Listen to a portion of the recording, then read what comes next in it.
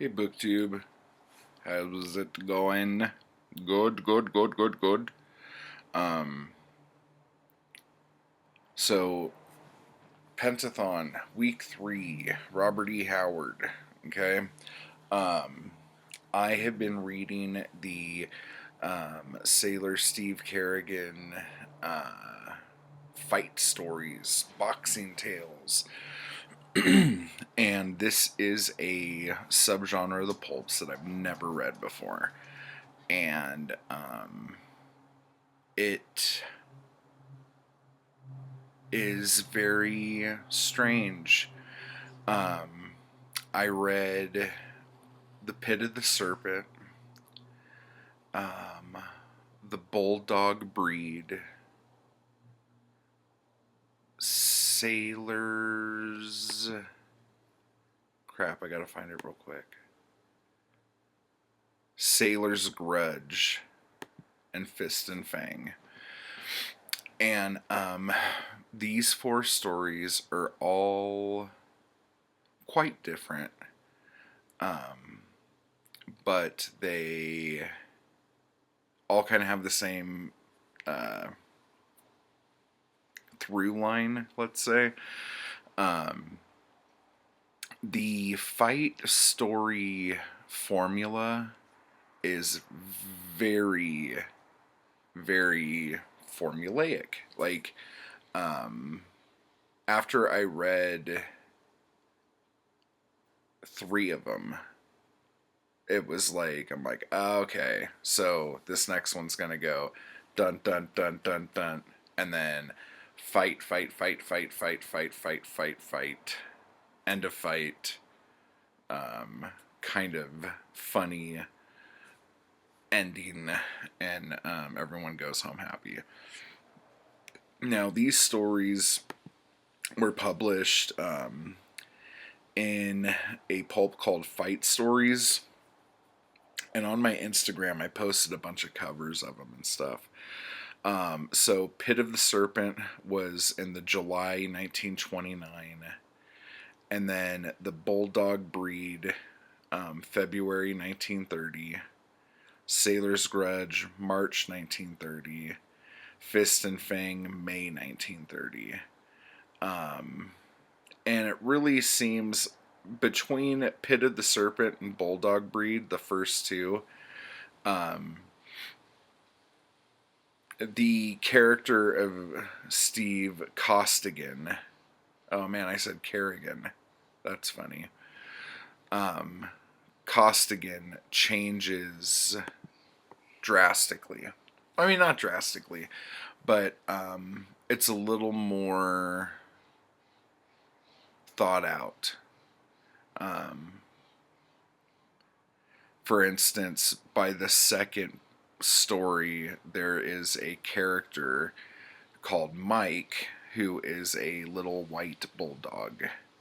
And having Mike with him and all of these things actually takes these stories to a completely other level. Like, but there's some things I want to talk about before that. Let me kind of go through each story with you. I'm going to spoil these, so deal with it. Pit of the Serpent was really quite good. Like, Steve Costigan is like a merchant marine on this ship called the Sea Girl, and he is the heavyweight champion on the Sea Girl. And they pull into a port, I guess in like Manila or something like that, and he sees some chick and is all into her, like he's at a bar getting drunk or whatever. And this other guy who's on this other boat, and he's the heavyweight champion on his ship, is there, and he starts hitting on the girl right in front of him. They decide they're going to fight it out. She says you're not going to do this in public. This is disgusting. Go do what you guys are going to do. And, whoever wins, I'll hang out with or whatever, because that's how relationships start and stuff. So there's this guy, I can't remember what his name was. It was like,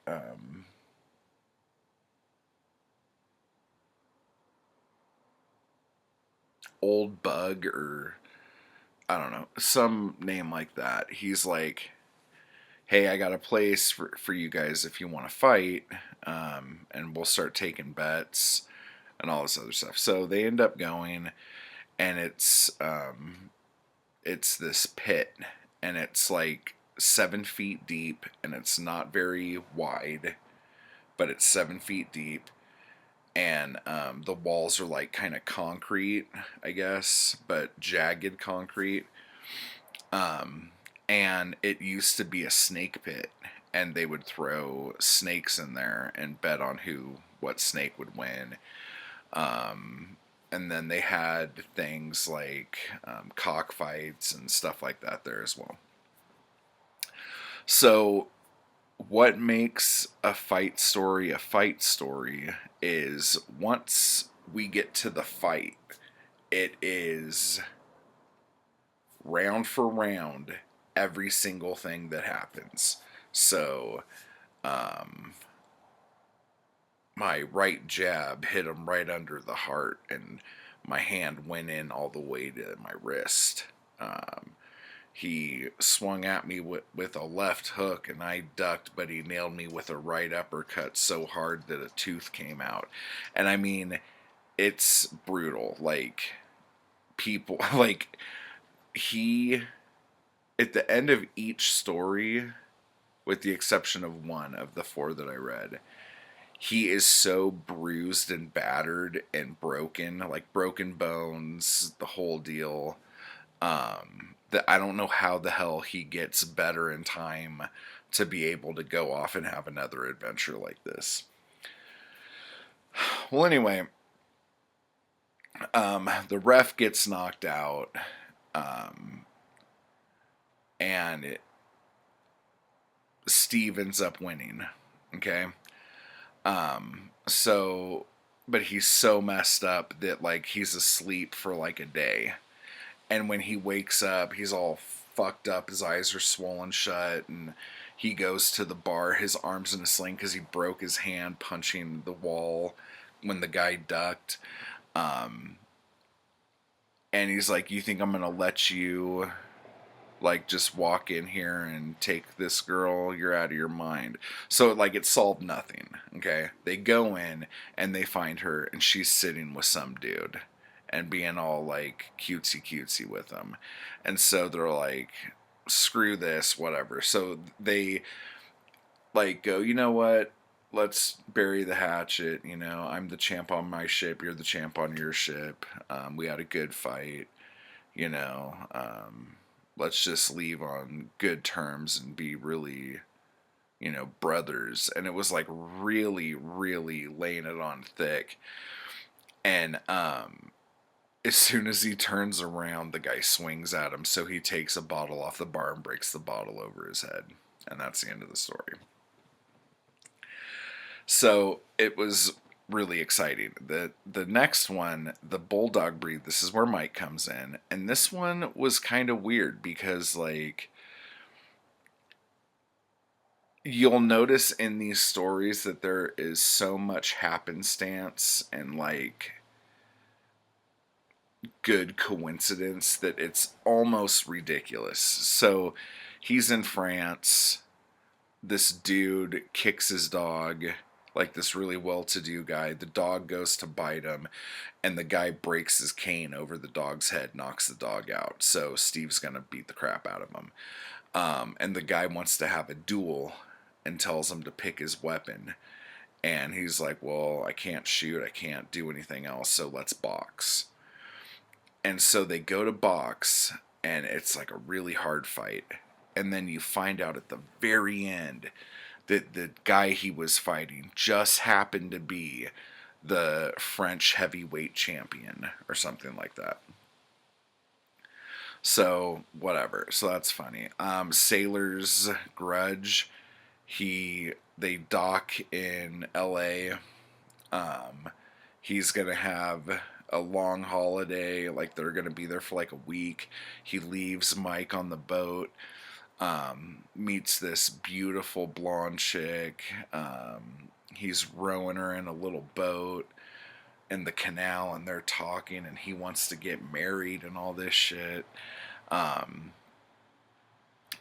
and then the next day, they say they'll meet the next day, but that next day when they meet up, um, he overhears her talking to some dude who's like chewing her out, saying, "There's no way you're gonna be um, running around with a sailor, blah blah blah blah blah. That's bad news. You stay the hell away from him." And she's like, "Oh, Bert, I'm sorry, Bert." He's like, "You better be sorry." And so it's very obvious what the relationship is between these people. Okay, so he walks out with her, and he's got like curly blonde hair just like she does, but he's a big dude, and Steve can tell that he's a sailor also. So he just assumes that this guy's like her husband and she's been lying to him. She doesn't tell him who the guy is, but she says they can't see each other anymore. So, through a series of ridiculous coincidences, he finds out that this guy is going to be in a boxing scene at this movie, and the guy who was gonna fight him in the movie broke his hand and can't do it. So Steve goes down there, beats the crap out of all the people who are going to try out for this thing, and he's gonna do it. So the director's like, "Okay, I want you guys to, like, really fight, like really give it to us for the camera. We want realism." And so Steve's like, "I'm just gonna beat the crap out of this guy." So he's like beating him, and it's going back and forth, back and forth. And Bert's like, "What are you doing, man? Like, come on, like, screw what the director says. We're just acting." And he's like, "You might be acting, but I'm not." All this stuff. So basically, he beats the crap out of the guy. The director's furious. The movie's ruined, and all this stuff. And the chick is there, and he's like, "Oh my god, the chick's here! Oh my!" And he goes to talk to her, and she yells at him and says, "I never want to speak to you again." And he doesn't understand. And then someone's like, "Yeah, that was her brother." And it was just like, huh? But then the last story, Fist and Fang, was freaking brutal. Um, they're in the South Seas. They stop at this island, and Steve and his buddy Bill, who's like his sidekick, um, they're like, "Hey, while the old man, who's like the captain of the ship, is out getting drunk over on this island, why don't we go over to this island and see Togo? Like, he's a cool dude, and like, we'll just have a lot of fun hanging out with him and his guys, which is like this tribe on this other island that they've done trading with before." So they steal a little boat, and Mike's with them, Mike the dog. They go there, and it turns out that Togo isn't the king of this tribe anymore, and it's this guy who was actually from this island, who actually was a professional boxer that Steve years ago knocked him out with one punch in a fight and ruined this guy's career. And no one ever took him seriously again. So he went back to the island where he was born to become the king of that island. So he killed the king and took over, and now he's going to make Steve pay. And the dog jumps at him, and the dude shoots the fucking dog. Dog drops. Okay? Holy shit. Spoiler, the bullet just grazed his head, and he's okay. And he actually comes back to help Steve out at the end. But like, they're boxing, and they're having this like brutal fight, and the dude, like, during the fight fucking stabs him, and then during the fight grabs a fucking axe and jumps up in the air and swings the axe down at him, and he puts his arm up to block it, and he blocked the blade. I mean, the blade missed, but the handle hit him on the arm and smashed his arm, broke the bone. It's just like so brutal, okay?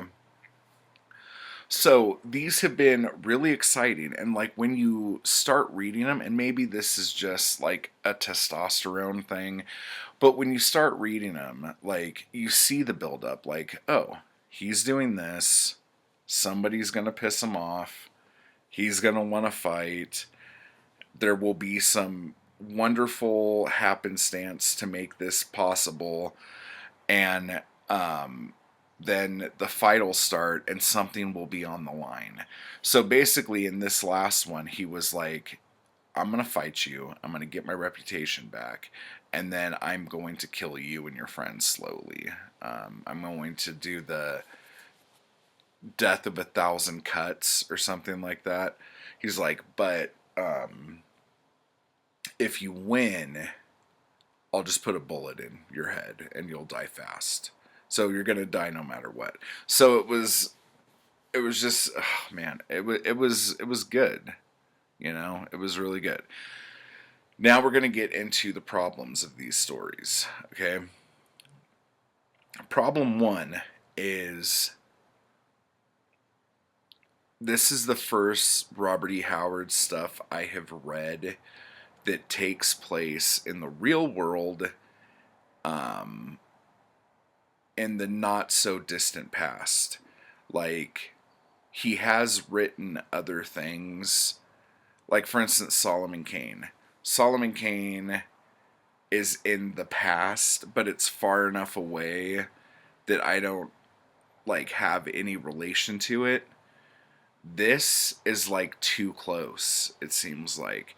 And I say that because he's a sailor, so he talks like a sailor, and because this is the in-between time from World War I and World War II, like I am just, I think the 1930s were probably the most racist decade in the last 100 years. Like, and I say, and some people might go, yeah, well, it wasn't as like dangerous as it was like during the civil rights movement in the 60s or whatever. But the difference here is that it was so fucking acceptable, and like editors were very racist. Like, I was watching this thing the other day and they were talking about was it Joseph Campbell? Yeah, they were talking about Joseph Campbell, who was the editor of Astounding Science Fiction, and how he was a, they talked about all the amazing things he did and contributed to science fiction, and then started talking about like how he was a racist and actually wrote an editorial in the magazine that said slavery was the best social thing for America, and they shouldn't, the Civil War should have never have happened because in a few years machinery would have made slavery obsolete anyway. Like, just saying like ridiculous, horrible things. But this was like an accepted thing, and I think that's why it's so weird. And then when World War II happened and Hitler happened and the Holocaust happened, I think America was really like, holy shit, that's fucking terrible. Like, I don't want to be like that. Let's this whole thing we've been doing, all these things, let's not say those things anymore. This is awful. So, I mean, I'm not a historian or anything, but just judging by how I've seen Pulps and paperback originals like go. Like, I mean, honestly, when World War II happened, even in comics, everything was like F Nazis. Sounds familiar. Um, but, and there was a bit against Japan with that too. But I think once the 50s hit, like a lot of that stuff started to go away. I think the younger generations helped that. I think the older generations still held that thing. Like, I mean, I could remember like my grandparents saying stuff in the 80s about Japanese people. But, and I'm not trying to say like, but it's okay. But like my grandfather was in the Navy, and Pearl Harbor happened. He was in World War II, and then after the war, he was stationed in Japan with my folks, or not my folks, but my mom and my uncle, and they lived in Japan for a few years. So that's kind of, you know, not really here and there, but I just like remember that, and like when I watch some movies from the 80s, like I'm shocked at some of the things that are said. Like it's shocking to hear some of the racial slurs or homophobic slurs. But then at the same time, I remember watching those movies with my parents, and my parents never said a damn thing to me about it. They never said, "Ooh, you shouldn't say that." Like, these are things that were just normal to do. And it's bizarre. But, so these stories, there are some words that some of you might not like. They definitely caught me off guard, and some of them, and I think that's why the Conan stories are so different, because when you're reading the Conan stories, they talk about different types of people and different races, but because it's like another, like, even though it's supposed to be here, it feels like another world, and none of these are like real races. So it's like it doesn't feel awkward or anything like that. I don't know. It's just it's really bizarre. And this video went a lot longer than I thought it was going to. But so I'm just saying, like, if you do check out these stories, again, you can find them at Wikisource. Just look up Robert E. Howard or Robert Irving Howard, and all the public domain stuff will be there. But they're really exciting. They're well written. They're very much in the dialect of the sailor. There's a lot of boxing slang in there,